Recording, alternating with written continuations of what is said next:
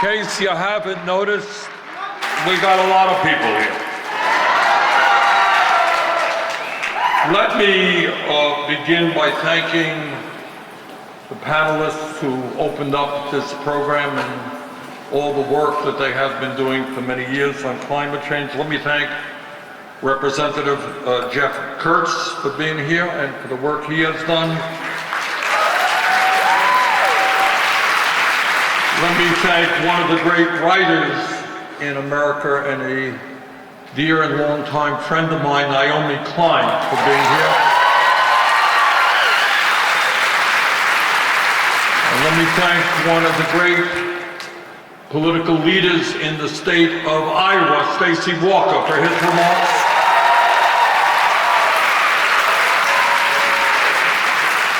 And last but not least, let me thank somebody who has in the last year inspired millions of people to get involved in the political process, Representative Alexandria Ocasio-Cortez.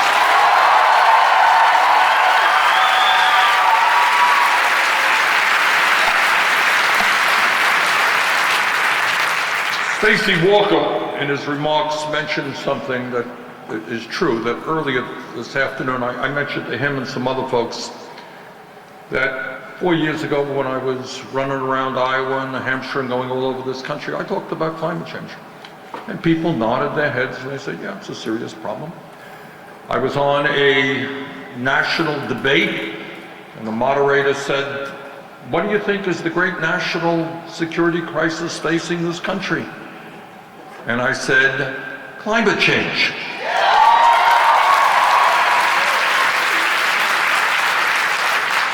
People kind of didn't fully appreciate that answer.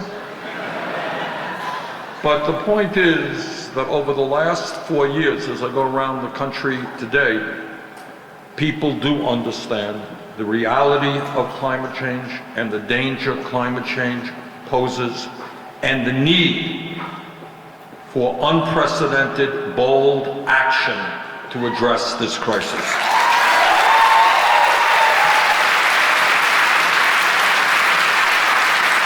I wish from the bottom of my heart, I really do, that I could tell you that, we don't need aggressive, unprecedented action. A little bit of stuff here and a little bit of stuff here, we can solve the problem.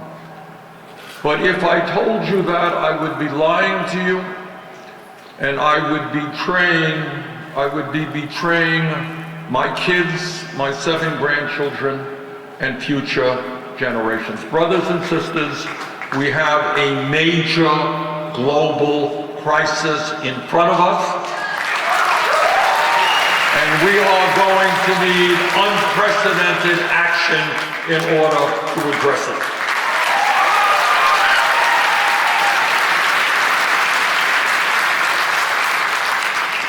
The scientists, the leading scientists all over the world, have told us that we have fewer than 12 years to act boldly to transform our energy system away from fossil fuels and into energy efficiency and sustainable energy, or our entire planet. I'm not talking about Iowa or Vermont or America. I am talking about the threat to our entire planet.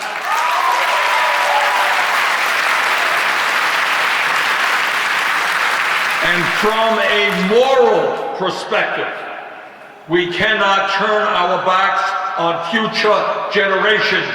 We have a moral responsibility to make certain that the planet we leave our children and grandchildren is a planet that is healthy and habitable.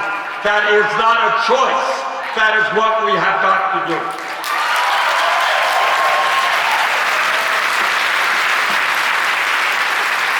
Now, building on the Green New Deal, we have brought forth a rather detailed proposal, and I have been criticized by some who say it is expensive.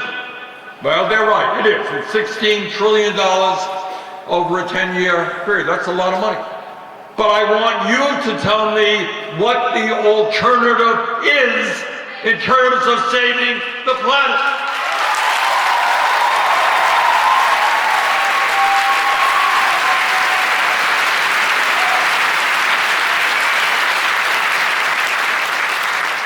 There was a piece today in the New York Times, and scientists have been talking about it, good piece in the New York Times today, and it said that the scientific community has underestimated the speed in which climate change is causing havoc in the planet. Underestimated it.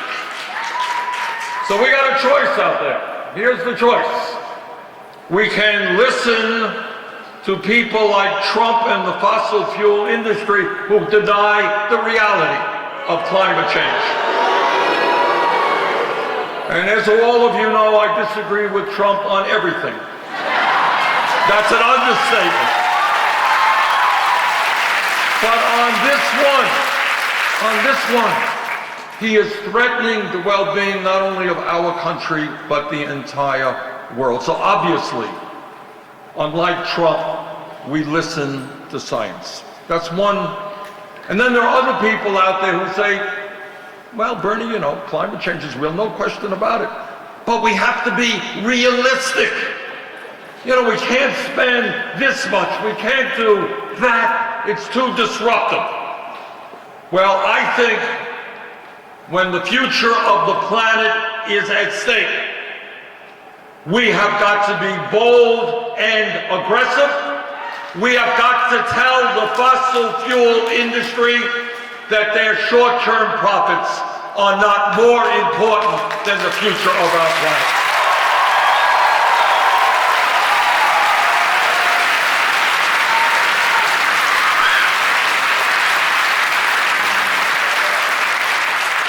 All of you know, last 5 years, warmest years on record. You know that just this last June and July were the warmest months in history. And despite Donald Trump talking about climate change as a hoax, we are facing an unprecedented threat to our food and water supplies. We are facing incredible threats to major coastal cities all over America and all over the world that threaten to displace hundreds of millions of dollars. Hundreds of millions of people get the dollars. And what the scientists are telling us is that great cities like New York City, like Miami, like Hong Kong, cities all over the world could be underwater by the end of the century if we do not get our act together. So what we are here to say is we have an unprecedented global crisis, and the leadership of the United States of America should not be denying that reality. It should be bringing the entire world together to address it.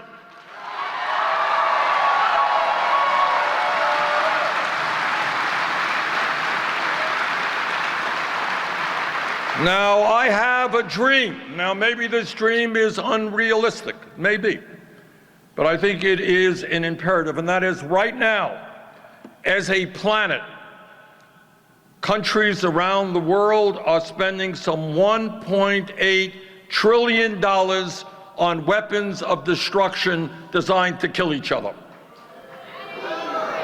We need global leadership coming from the United States of America, which says to Russia and China and Pakistan and India and Brazil and countries all over the world that instead of spending fortunes trying to kill each other, we got to pool our resources against our common enemy, which is climate change.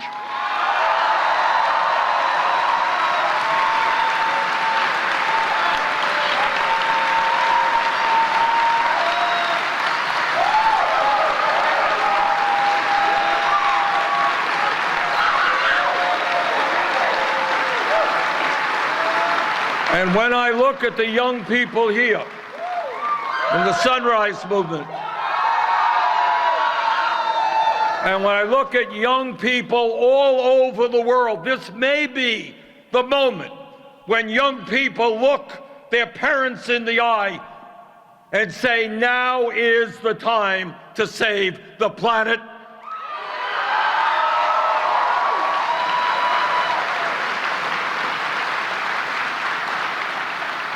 Being here in Iowa today, and we can make the same case in every state in this country, but in Iowa, if we do not get our act together, the number of dangerously hot days in this state, where the heat index is 100 degrees or higher, is estimated to jump from 5 days a year today to 40 days a year by 2050. Do you know what that means to the people of the state, to agriculture, to the economy? Scientists expect the number of days above 90 degrees in Iowa to nearly triple by the middle of this century. And let's talk about not only heat and its impact on agriculture or all of our lives or human mortality, let's talk about floods. From the summer of 2018 to the spring of this year, Iowa set a record for rain and snow with over 50 inches of precipitation, the wettest since 1895, causing a record-breaking $2 billion in damages. 7 of the 15 biggest floods in Davenport's history have taken place over the last 10 years. Unless we get our act together, total rainfall in the Cedar River Basin, covering 1/3 of Iowa, is projected to double by 2050 from more intense storms as a result of climate change. And let's be clear, these floods are already causing serious economic pain to Iowa's farmers. In 2013, about 700,000 acres of highly productive Iowa farmland went unplanted because of muddy conditions. In just one spring in 2014, Iowa lost nearly 14 million tons of soil from its cropland due to a series of major storms. This year's flooding and overly wet conditions from climate change meant that over 19 million acres of land were left unplanted throughout the United States. Unless we get our act together, corn yields right here in Iowa are projected to go down by 25% by the year 2050 as a result of intense heat waves, heavy rainfall, and droughts made worse by climate change. And let me tell you about rising sea levels. With the melting of the ice caps in the Antarctica and in Greenland all over this world, in the next 50, 100 years, major cities will be underwater. Since the year 2000, the top 10 natural disasters in this country, including Hurricanes Katrina, Harvey, Maria, and Sandy, cost over $660 billion in damage and over 5,000 human deaths. So that is where we are. We are in a moment in history which is unprecedented, a moment in which the future of the entire planet is at stake, and we have the moral responsibility now to stand up and say, we will save this planet for our children and our grandchildren.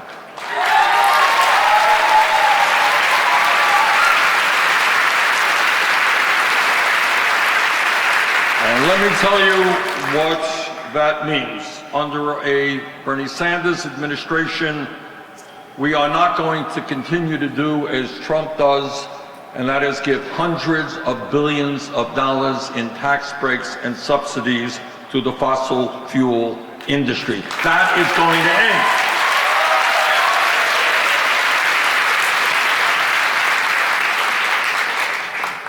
And we are going to make sure that our administration meets the recommendations of climate scientists by moving to 100% renewable energy for electricity and transportation by 2030 and decarbonizing our economy by 2050.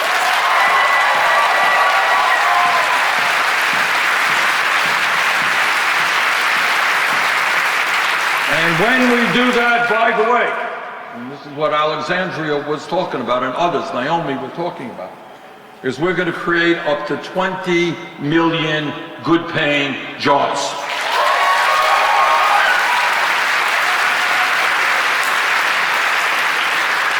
Under the plan that we have brought forth, which is the most comprehensive climate change plan ever brought forth by any presidential candidate, in fact, by any candidate for federal office.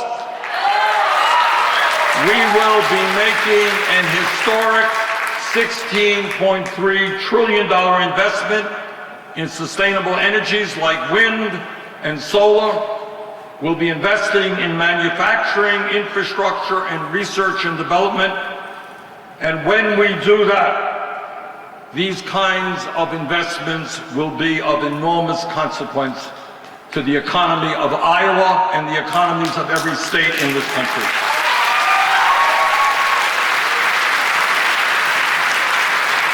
Today, nationally, more than 57,000 farms are taking advantage of renewable energy production, which has more than doubled since 2007. In fact, Iowa now generates about 1/3 of your electricity from wind. Congratulations, Iowa. And that is good, but we have got to do better in Iowa and all over this country. And in order to do that, our proposal will greatly expand the existing federal power system to provide reliable, affordable electricity for all Americans. In other words, in this moment of crisis, the federal government is going to become heavily involved in the production of sustainable energy. We're not going to beg the corporate world to do it. We're going to have to do it ourselves.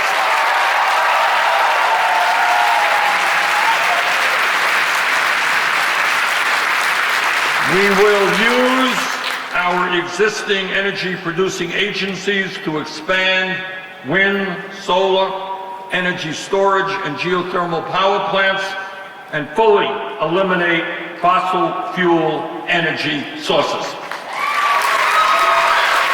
And despite what the fossil fuel industry wants you to believe, the reality is that solar and wind are already cheaper than coal.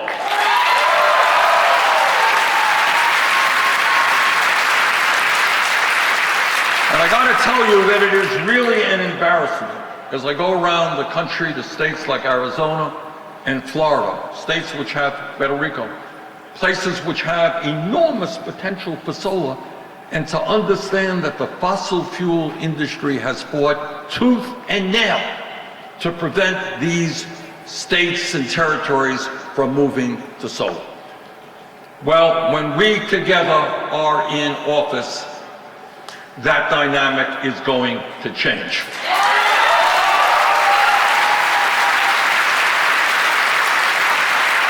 We will also be investing in energy efficiency so that we get the most out of the energy we are generating.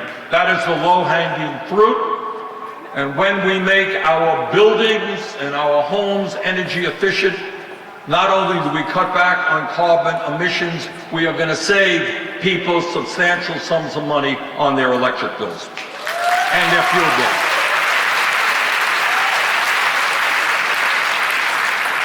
And furthermore, we will build a resilient, secure, and energy-efficient smart grid, And that means requiring that new construction and existing commercial buildings meet tough energy efficiency and electrification standards. And it means aggressively weatherizing homes and businesses in a way that will let us reduce residential energy consumption by 30%.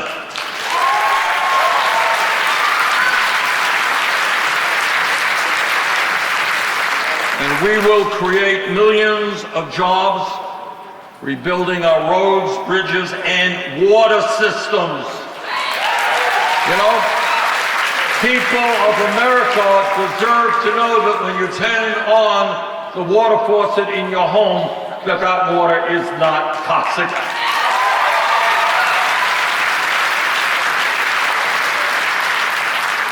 And we will protect the right of all workers to form a union without threats of intimidation from the corporate elite.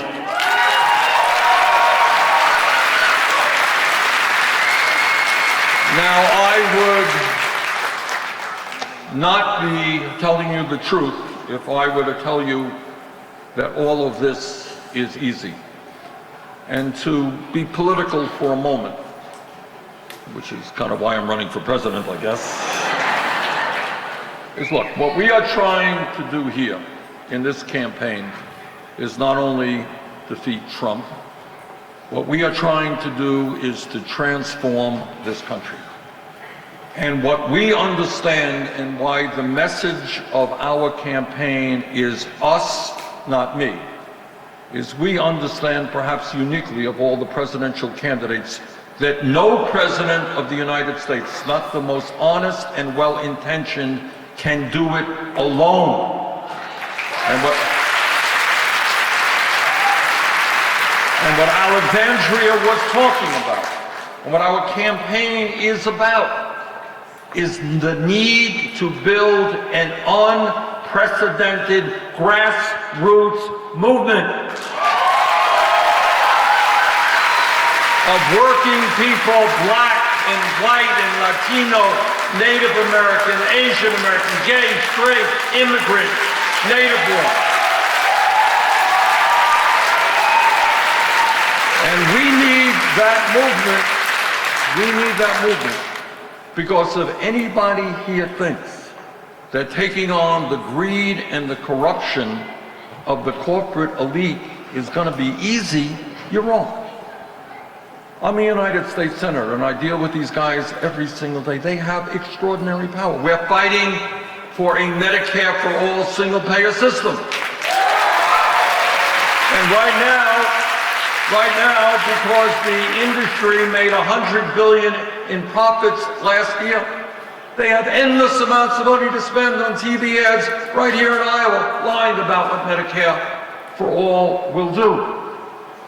We're taking on Wall Street, who are charging you 20, 25, 30% interest rates on your credit card. We're taking on the pharmaceutical industry, which is charging us the highest prices in the world for prescription drugs.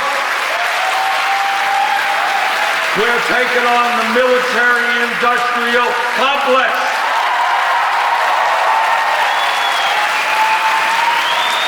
Which supports endless wars because they make money from endless wars. We're taking on the prison industrial complex because we're going to do away with private prisons and detention centers in this country. And we're going to take on the whole damn 1% and make them start paying their fair share of taxes.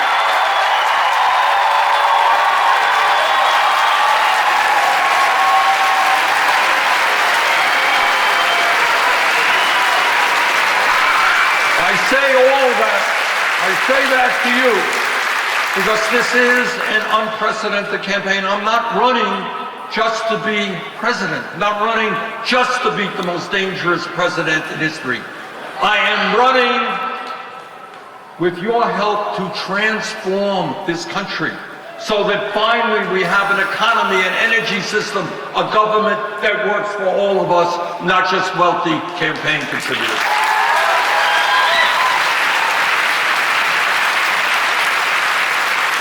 our campaign, and I want you to understand this. Do you think that as president, I sit down with the fossil fuel industry and I say, hey guys, as Naomi was saying before, and others were saying, you have known for decades that the product, the carbon you are producing is destroying this planet. Stop it. Be nice guys. Be responsible citizens. Do the right thing. Move your resources to energy efficiency and sustainable energy. And you think these guys are going to say, Bernie, you made a very convincing argument. We hadn't thought of that before. Wow, why didn't we think of that? Yeah, tomorrow, that's what we're going to do. We're getting out of oil and gas and coal. No more fracking. We're going to start investing in solar and wind.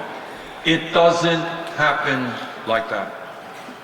The only way that real change ever takes place, has ever taken place, is when millions of people stand up and are prepared to fight for justice.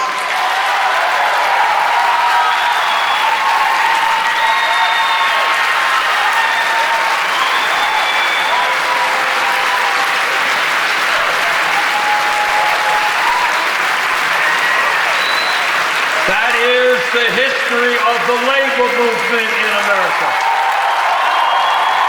It is the history of the civil rights movement in America.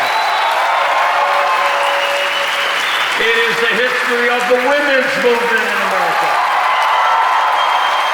It is the history of the gay rights movement in this country. And that is where we are right now. That is where we are right now in an unprecedented moment, not only in terms of climate change, but in terms of this country moving to an oligarchic form of society. So today, what we are saying to the fossil fuel industry in particular, but to the entire corporate elite, this country and our future belong to all of us, not just a handful of billionaires.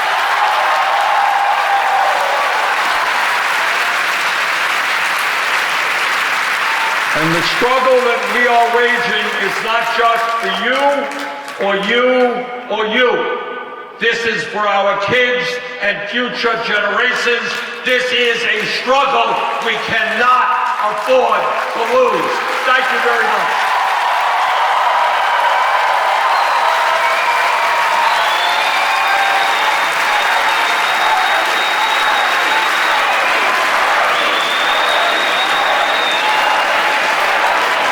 Thank you.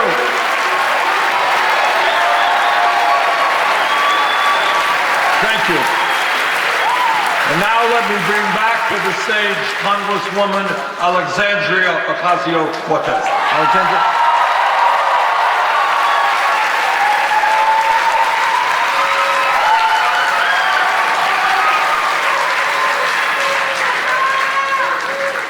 Okay, wow. I think we have a process in which we're going to take some questions. Is that the plan? Okay. Okay, we got a microphone over there. I think we got about a half hour of questions. Is that the only mic we got? There's 3 mics. Or we got 3 mics. One right here. Or raise your hand where the mics are. One there. 1, 2. One there. One there. Okay, that's it. 5. Okay, so we've got about a half hour for questions. Probably give us your name, make them short. And if they're really, really hard questions, address them to Alexandria. Okay, let's start right here. No, we'll start right there and then we'll head this way. Okay, I've got a question right there. Yeah, sir, your name and question. You gotta get into that mic. It's in the microphone right there.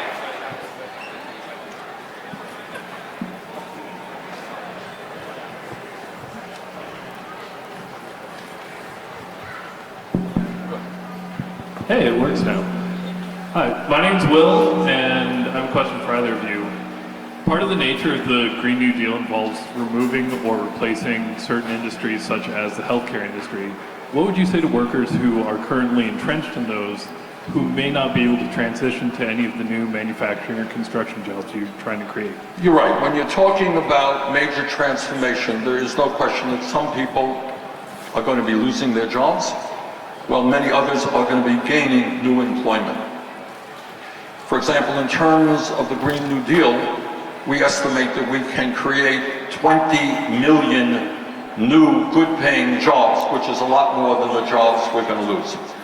And in terms of healthcare as well as climate, what we have built in to both of those proposals are billions and billions of dollars for a just transition. To say to that worker, look, we are not anti-worker. Alexandria and I have 100% voting records for unions and workers. All right, that's what we do. And we will do our best to make sure that you have at least, in the case of the Green New Deal, 5 years of transition, of income, of health care, and of job training to make sure that you're going to be able to get another good paying job.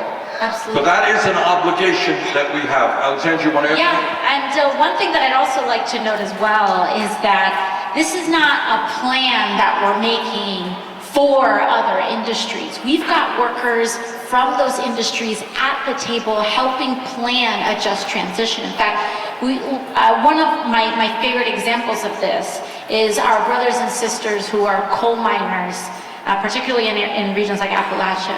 And what they're dealing with right now in the current conditions is that a lot of these fossil fuel jobs are quite extractive, not just from the earth, but from people and workers as well.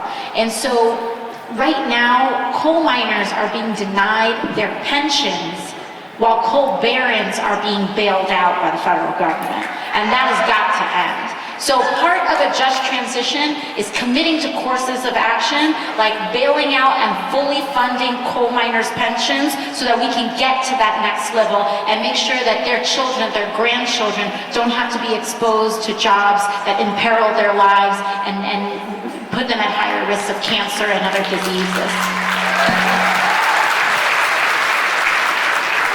Name and question, please. My name is Autumn. I am a transgender and gender nonconforming activist here at Drake. I'm with Sunrise. Woo! Sunrise! Yeah! And with who I am, I don't really get the choice whether or not I get to be fully invested in this movement. So my question for you is, there's a lot of people who seem to be on the fence and just don't want to be hurt anymore by massive amounts of disappointment. So my question to you is, how do you get people to fully allow themselves to believe and take the risk of fully investing in this movement? Good question.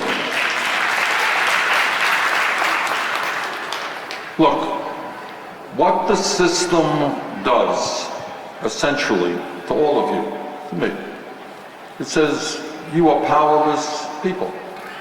Doesn't matter what you think, what you want, what you believe to be true. It doesn't matter. You have no power at all. The real power rests with very, very wealthy people who control the economy and the political life of our country. Why do you want to vote? Why are you here?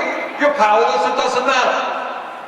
What this campaign is about is turning that equation on its head. And it ain't easy. I'm not here to tell you it is easy. What the system tells you is that the only change that we can have in America is tiny incremental change. Big change can't happen.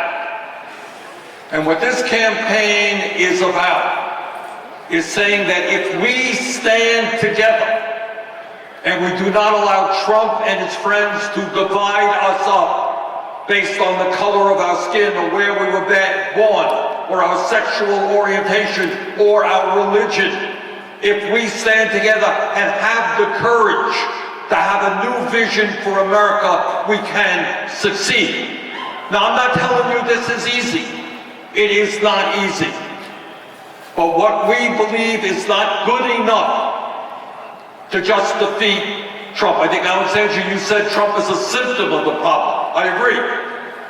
What we need is a dynamic democracy. A democracy where all of us play a role in shaping public policy. not some billionaire who decides that he wants to run for president of the United States because he's a billionaire.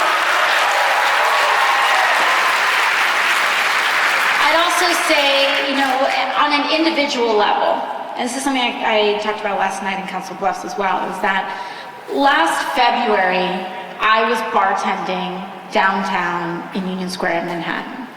Last February. And, I went through that process because I worked in restaurants for years.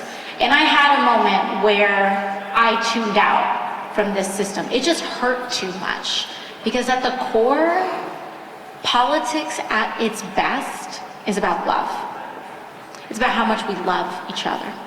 Really, that's what good politics is. It's about us choosing as a nation and as leaders and as organizers to love our communities and to love each other and to treat each other as ourselves.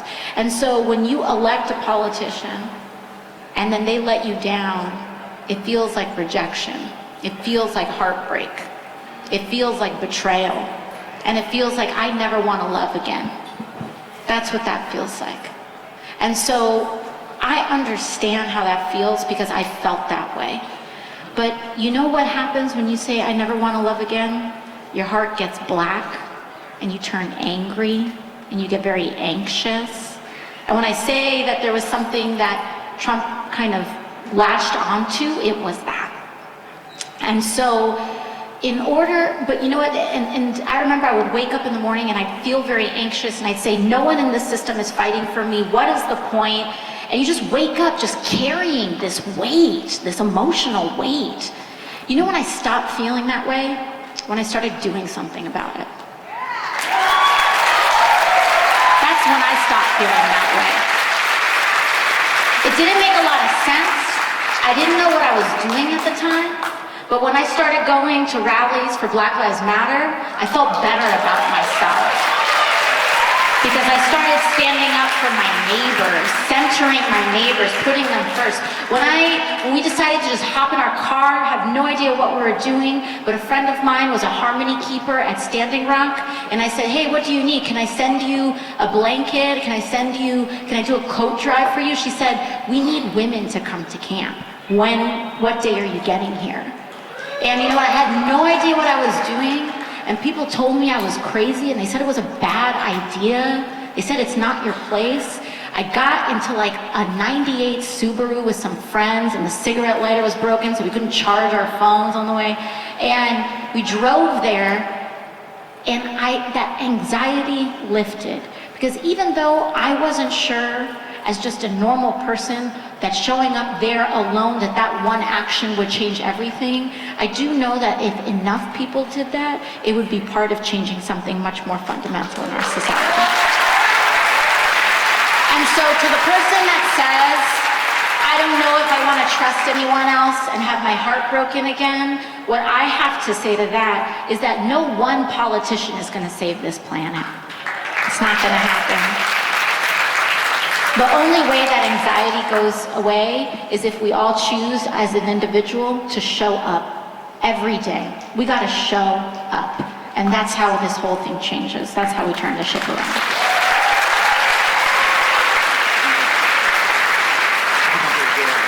Okay, so we're going to go here and then there. Okay, I think we did 1, 2, 3. No. Let's go to the... Oh, skipped you, I'm sorry. Okay, yes. Don't think this is, oh, is it on? Okay. My name is Lucas Figueroa, and I would like to ask this on behalf of my centrist and libertarian friends who did not come with me to this. They are on the fence about a lot of things, but their main questions are questioning the term socialism because they associate it with totalitarian dictatorships. And although I think everyone here understands that you don't advocate for that, I'd like you to put that to words, as well as what are your views on firearms as they relate to the mass shooting crisis? Okay, you've raised a lot of questions. I'll do my best to briefly answer them. I'll tell you what democratic socialism means to me. It means a vibrant democracy where we overturn Citizens United and billionaires don't buy elections.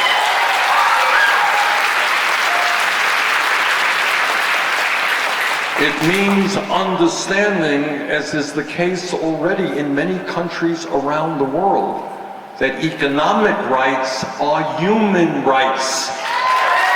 Okay? I live 50 miles away in Burlington, Vermont from the Canadian border. And in Canada, anybody goes to any doctor they want. You're in the hospital for a month. You do not get a bill because healthcare is a human right, not a privilege. And because they don't have insurance companies and drug companies making massive profits, they spend 50% per capita on healthcare as much as we do. 50%. So democratic socialism means to me that your right to get a higher education, regardless of your income, is a human right. Housing is a human right. That we must address the obscene level of income and wealth inequality, where 3 people now own more wealth than the bottom half of American society. I have spent, to answer part of your question, I have spent my entire life fighting totalitarianism, whether it is left or right. I believe in democracy, one person, one vote. And in terms of guns, what I believe is we need gun policy in this country, which is developed by the American people, not the National Rifle Association.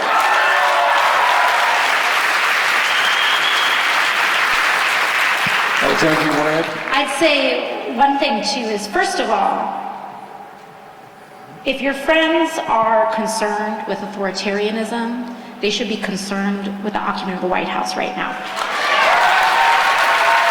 And if authoritarianism is truly a concern, then we should look at what's happening right now with a president that ignores the rule of law, that uses the power of our government to extort foreign governments to intervene in our elections.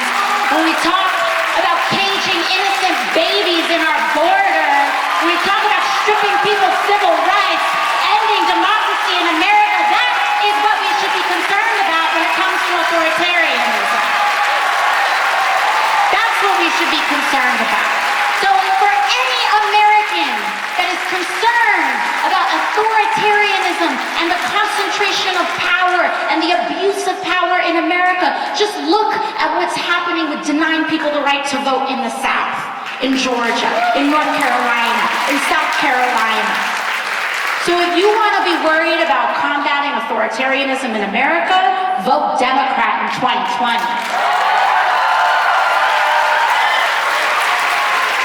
Aside from that, when it comes to values of democratic socialism, democracy, it's really about, at the core, democracy. Democracy in our republic is a profoundly good thing. The more we center back into democratic principles, the better our governance becomes. One person, one vote. Eliminating the role of big money in politics is for democracy. Now, if democracy is positive for our governance and our collective decision making, what we're arguing for is to expand principles of democracy into our economy and to our workplace, which means you shouldn't check your rights at the door when you go to work. What this means. That's what this means.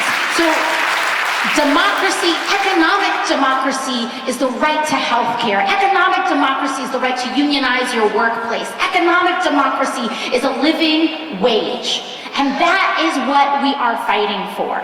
And for anyone who's concerned about the abuse of power, we should be looking at the abuse of power of corporations deciding who lives and who dies depending on how expensive a medication is.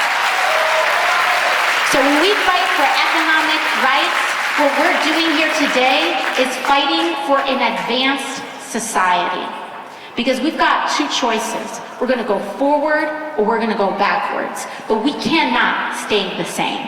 We cannot tolerate the status quo for another 4, 8, 10, 20 years. How many people will pass away if we do that? We have to be courageous. Okay. Hello. Hi. How do you plan to deal with... Your name, please? Oh, sorry. My name's Colby. I'm from Arkansas. Okay. Yeah, woo pig. How do you plan to deal with increasing automation in the workforce where the lowest paid are losing their jobs to more and more machines?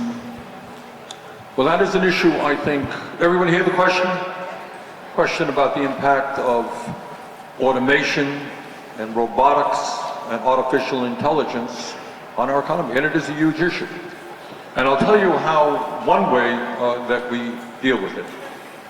I deal with it through a federal guaranteed jobs program. So I happen to believe there is a massive amount of work in all aspects of our society that needs to be done. We need to rebuild our child care and pre-K system. We need hundreds of thousands of well-paid, well-trained teachers to work with the little kids. We need to create the best public school system in the world, which means we need many of you to go into teaching, and you deserve to be respected and well-paid. We need great professors in colleges, not adjunct professors who are getting ripped off and can't get tenure. We need to rebuild our crumbling infrastructure. We need to transform our energy system. Medicare for all will open the door to healthcare for all, meaning more jobs in healthcare. As we transform our energy system, we create up to 20 million good-paying jobs. So, bottom line is, I believe that in America, if somebody wants to work, we should make sure that they have a good, meaningful, union-paying job. That's how we deal with that. Yeah. One thing that I'd also say is automation is seen as a threat if you have a zero-sum understanding of jobs in America.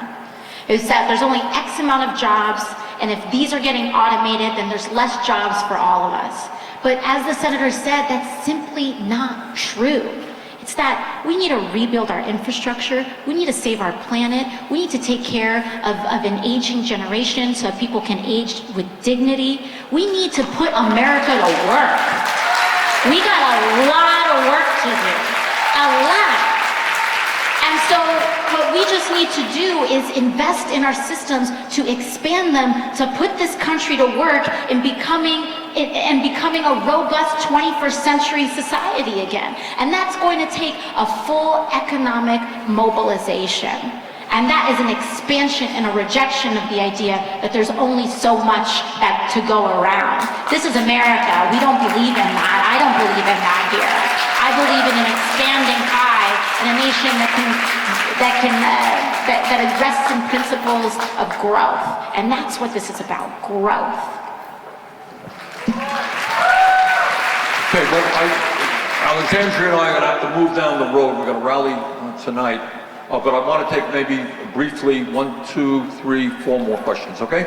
So that's about it, guys. That's all we're going to be able to do. Yes, sir, into the microphone. Thank you, Mr. Senator. My name is Muhammad Suleiman. I am Syrian. I am a veteran political prisoner, political prisoner in Syria before. I consider myself now the most privileged Syrian activist to address the most real democratic candidate who is looking after humanity in general. I consider myself most privileged. And I will request you to be patient with me. I have 2 questions.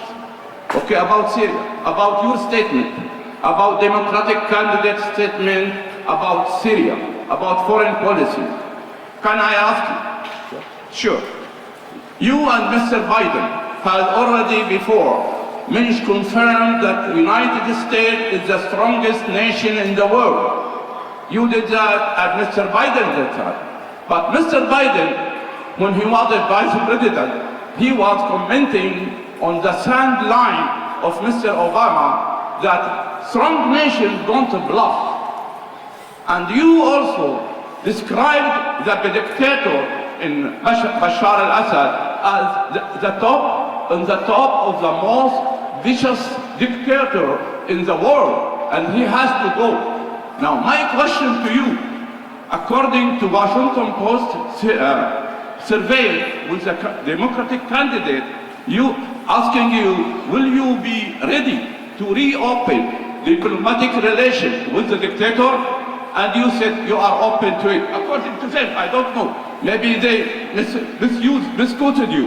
My second question, we don't want interference from any foreign country in our country. We didn't want that before. Now we are asking why the strongest nation in the world don't activate the United Nations principle, right to protect. Nobody talk about it. And you mentioned something about it in your pledge to ask the world community to cooperate to solve the problem. It cannot be solved, as you said, while Assad is staying in the regime. This is the point. Thank you, sir. You've asked a complicated question. Syria has been a disaster. People are suffering. Assad is, in fact, a horrific dictator. I don't think anyone has a magical solution, but what we do need to do is to bring the United Nations and countries in the region together to try to address the many crises facing Syria today. But let me go on the record. Yeah, I do think Assad is a horrific dictator, and we've got to work with democratic forces, which probably will not happen tomorrow, to end that dictatorship. Okay, gentleman right here. Yeah. I'm Jan Flora. I'm from Ames, and I wanted to ask a question about Puerto Rico. Good. Puerto Rico, it seems to me, is a microcosm of a lot of the issues that we've been talking about in terms of imperialism, climate change, racism, and corporate greed.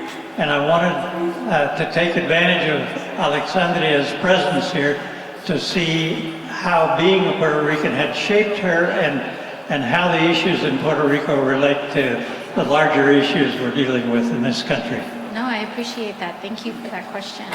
I grew up amongst a lot of different backdrops and landscapes. I grew up going to public school in the suburbs of New York City. I was born in the Bronx, and my dad was trying to start a small business there. The rest of my family was there. But I also grew up spending a lot of my time with my family in Puerto Rico during the summers. My parents couldn't afford childcare during the summers when school let out. And so I spent a lot of my summers growing up with my family in Puerto Rico. And I think you have a really strong point, and you are exactly right when you say that what's happening in Puerto Rico is exemplary of a lot of different systems, a lot of different broken ideologies that has led to this point. It's not a coincidence that 3,000 people died in Hurricane Maria on the island. My own grandfather passed away in the aftermath of the storm. And it's not just because a big storm hit the island.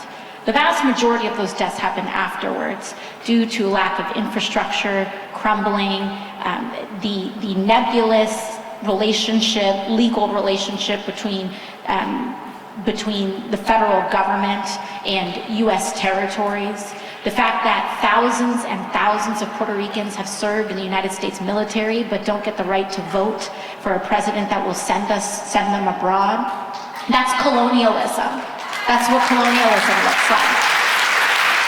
The fact that you can live on an island and be subject to another government without having democratic say in that government, that's colonialism. And it's not just Puerto Rico, it's Guam, it's the US Virgin Islands. There are millions of Americans that are essentially being governed under a colonial relationship. And if we want to know why billions of dollars have been denied and why we haven't been able to do that, is because because of that basic broken relationship. And so when it comes to status, That's why it's very important that we fight for full binding self-determination of Puerto Ricans, which means not just a plebiscite and then we ignore the results, but it means you allow for a full and free election, and no matter what the results are, the United States honors it, and we as a federal government honor it. Because what keeps happening is that whenever the island votes, when the federal government doesn't like how they voted, it gets ignored. So, or sometimes there's conditions put on. Last time there was a plebiscite, Republicans tried to change make the official language of Puerto Rico English as a precondition of honoring any results. So that is what colonialism looks and sounds like. And if we really want to believe that our fight is each other's fight, we have to fight for the full respect of another person's vote. And when we talk about one person, one vote, it's the same thing. It's the same thing.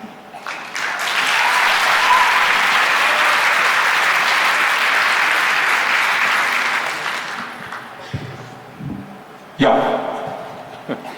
I just got warned that I thought we were going to be done, so I got really scared. My name is Cassie Jean Wittenbaugh. I'm from Des Moines, Iowa. 37 years old, registered victim of assault. I know a few of you in this room. I'm an advocate in court. I didn't vote for this person who is in office.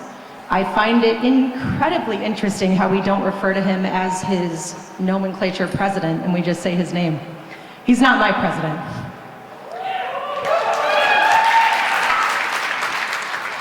My question, and I won't take up too much of your time because I respect every single one of the people who is in here, who showed up. So thank you to all of you. I just met the gentleman behind me. I don't know who he is. His name is Nathaniel. And he has a cane. I have PTSD, right? And I'm college educated and I placed for adoption when I was 25. It's an open adoption. I was 6 months along when I found out. She's 12. In 6 years, she's gonna be able to talk to me. We're gonna be able to have that conversation, those hard decisions, right? My question is, what do I tell her when it's her turn to vote? And if we haven't done anything, and all she has to rely upon is high fructose corn syrup, aspartame, horrible agriculture, swine flu, tariffs in China, tell me, if we're gonna do something now, and it's not about how, maybe our Earth is just recycling itself and we're gonna have another ice age. What are we gonna do in 6 years? Because in 6 years, that woman could be our president. I get into too much trouble for that.